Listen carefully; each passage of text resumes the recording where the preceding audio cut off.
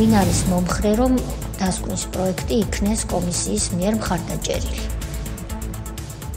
მიღებულია ერთხმად პარლამენტის დროებითმა საგამოძიებო კომისიამ მუშაობა დაასრულა. დასკვნა მზად არის და ის კენჭის ყრაზე გავა, რომელიც შესაძლოა გახდეს ნაციონალური მოძრაობის აკრძალვის საფუძველი. დღევანდელ სხდომაზე თეატროლოგიანმა განაცხადა და წამოაყენა ინიციატივა, რომ დასკვნა დაიბეჭდოს წიგნის სახით, რათა ახალგაზრდები გაეცნონ თუ რას ჩადიოდა ნაციონალური მოძრაობა 2003-2012 წლამდე.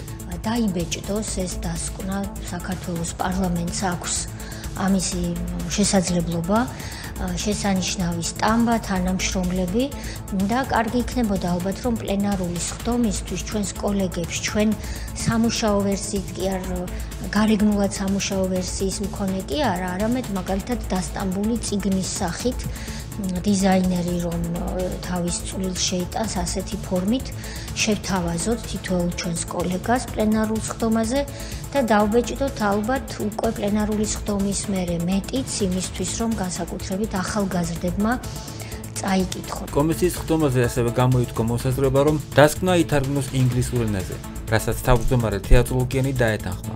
საბოლოო გადაწყვეტილებით პარლამენტის დროებითი საგამოძიებო კომისიის დასკვნა წიგნის სახით გამოიცემა და ინგლისურ ენაზეც ითარგმნება. ალბათ უნდა ვისურვოთ, რომ ითარგმნოს ეს მინიმუმ ინგლისურ ენაზე. ამიტომ თუ წინააღმდეგნი არ იქნებით, ჩვენ უკვე დღეიდან დავძრავდით პროცედურებს, როგორც თარგმანის, ასევე პირველ რიგში დასტამბვის, დაბეჭდვის მიმართულებით.